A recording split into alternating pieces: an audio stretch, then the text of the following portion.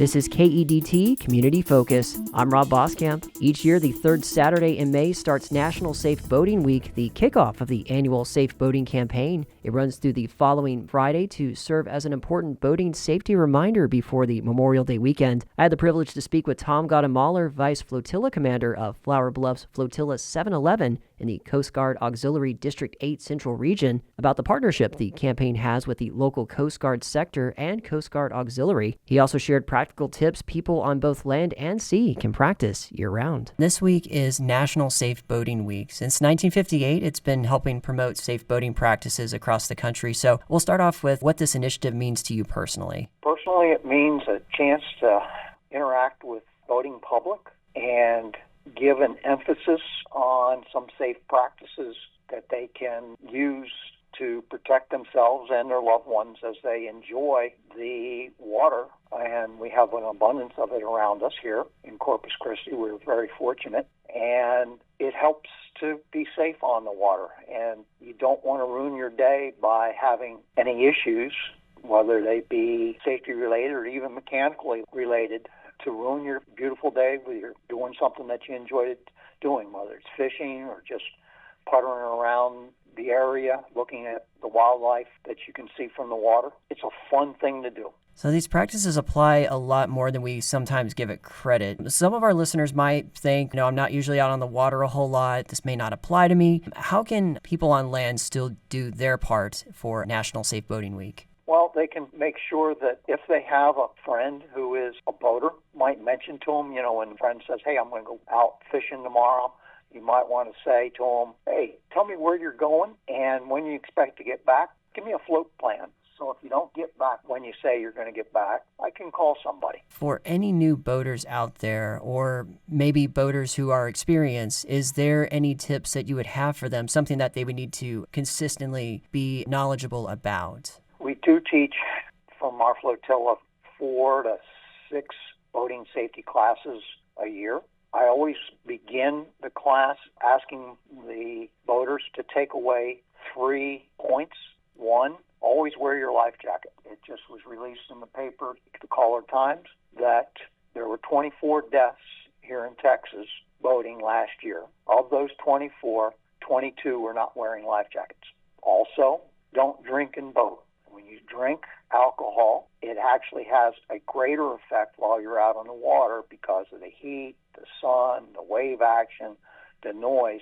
It affects your body a lot quicker than when you're on land. And if your boat is so equipped with an emergency cutoff switch that protects you from what's known as the circle of death, if you happen to fall off your boat and the motor's still running, the torque on the motor will cause the boat to circle you, and eventually the boat will hit you and possibly the prop, and the prop doesn't care whether you're water or a human being. It happens. It's very important to have these conversations like this, not just once a year, but on the regular. Oh, yeah. Generally have these types of conversations. We've had 2 days this past weekend where we did vessel safety checks.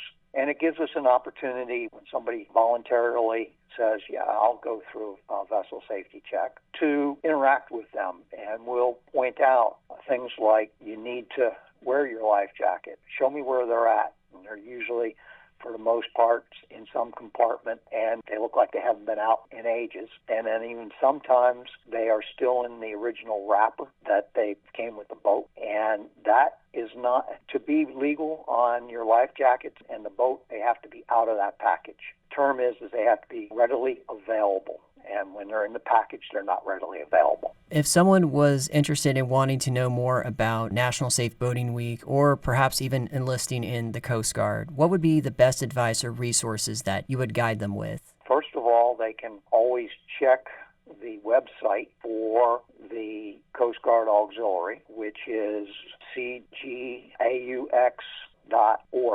And there's information. There's a tab called Join Us Now, and you can find a flotilla in your area. There are actually 3 flotillas kind of in the coastal bend here. There's one up in Rockport, which is 7-9. There is 7-1, which meets out at Air Station Corpus Christi, out by the airport. And then there is 7-11, and we meet over at the harbor facility over in the port. And we meet on all different days of the month. There's opportunities to choose one that fits your schedule. And the beauty of the Coast Guard Auxiliary is the only age requirement we have is a minimum, and that's 17 years old. If you're an older salt like myself, we don't have an upper age limit. If you want to serve, this is a great way to serve.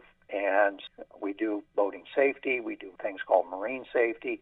We help out the active duty, doing watch standing at the various facilities. It's a very rewarding volunteer opportunity. Anything else that you would like to add? One of the biggest causes of boat accidents is human error.